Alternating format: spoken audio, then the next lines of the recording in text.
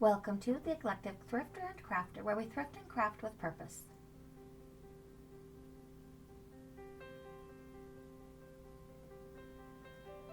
It's Smalltalk Sunday. Pour yourself a cup of tea and let's see what mischief I've gotten myself into this week.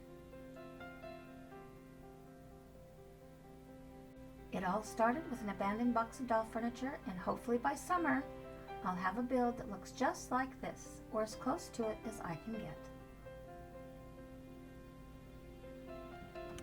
Well, I continued my work on the bookshelves. I hope to have them stained this weekend and some of them painted, but I made about 20 shelves, and so I just continued with that. I still have some sanding to do and some little bit of fill in the back, and then we'll be all set.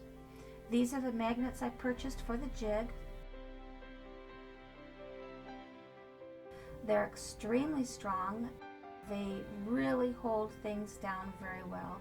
I recommend them to anyone. The best buy that I found was $17 for a set of 24, and that's the box they come in. So I'm really happy with this new jig. And what I like about using the cookie sheet is that the magnets can store on the ears of the cookie sheet where you hold it, and it's just perfect. Now let's take a look at the ceiling medallion that I'd hoped to install today. I made the executive decision to put an extra layer of copper on the centerpiece for the ceiling. It is on cardboard. I am going to attach it to a thin piece of wood, and then it'll be nice and sturdy, and I will attach it to the ceiling maybe next Sunday. I will be putting a molding around the edge of it. I don't know if I'm going to cut it into another shape or keep it as a square, but I will be putting a molding around the edge, and that will be after, probably when I do all the moldings for around the house is when I'll put the molding on the medallion. The adhesive does take 24 hours to dry. So the goal is to get the medallion attached next Sunday. I'm very happy with the results. It's looking pretty good. That's what happens when you make executive decisions. Alright, so let's take a look at the progress on the library. I've set up some of the shelves so you can get kind of an idea of what it's going to look like. And as you can see, I made that doorway smaller to accommodate another shelf. And then on the top, I have blocked up that doorway completely because on this corner right here, I'm going to put a spiral staircase in that tower. So the access to the upper floor will be from a spiral staircase. And that will be fun to make. I saw a brilliant idea of how to make a spiral staircase, and that's going to be fun. The door that I'm pointing at right there, that goes to the gentleman's bedroom, that's going to be a hidden door. It's going to look like a bookshelf, but it will be a hidden door to the gentleman's bedroom. So we have our fireplace, that will be lit up, and I'll probably put a mirror or a large painting above the mantle.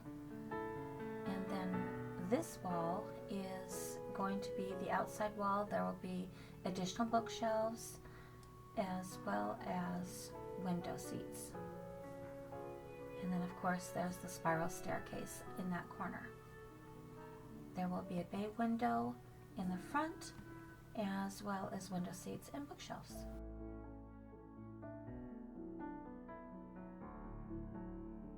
Let's adventure into the world of the Victorian kitchen. Here are some lovely examples that I'm going to be taking my inspiration from. I'm going to do my best to make the iron stove as detailed as possible out of craft wood and paper, and it's going to light up. From beneath, it'll have the same source light as the fireplace for the library. These are some wonderful examples, and I'm going to do my best to marry a little bit of something from each of these stoves. I do have some favorites, and I'm going to try and get that all put together in the next couple of weeks. The library and the kitchen are the two most difficult rooms because of the amount of detail that I have to put into them with the construction of the bookshelves, the construction of the stove, as well as all of the small items that are necessary for the kitchen. These last 4 images are among my favorites of the examples. I'll be taking most of my inspiration from this selection.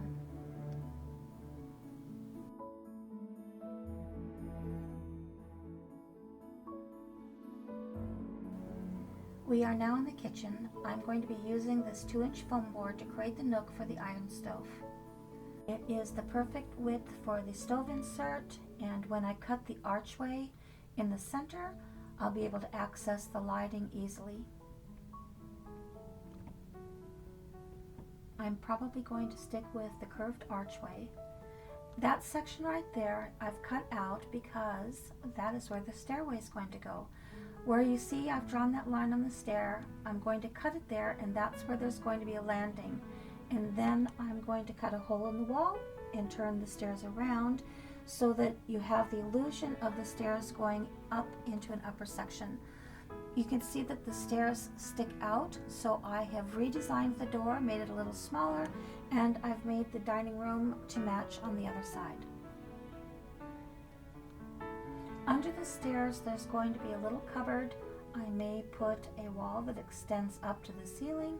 I have not quite made that decision yet, but very likely that is what I will do. And where you see the pencil is, that side is where the sink area is going to go. There is a tower room in that corner that will probably be a pantry, and right there where the pencil is where the Inglenook hearth is going to go. Each section of wall will add 2 extra inches to the build. The wall where the hearth and the library is, that is fixed wall, as is the corner tower. The door will open that has the sink section in it.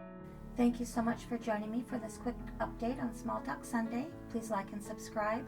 Share my thrifting and crafting channel with your thrifting and crafting friends and help me to reach 1,000 subscribers. I welcome your thoughts and ideas in the comments below. Check us out on Instagram and tap that notification button for upcoming announcements of thrifts and crafts. But most of all, have a lovely, lovely day.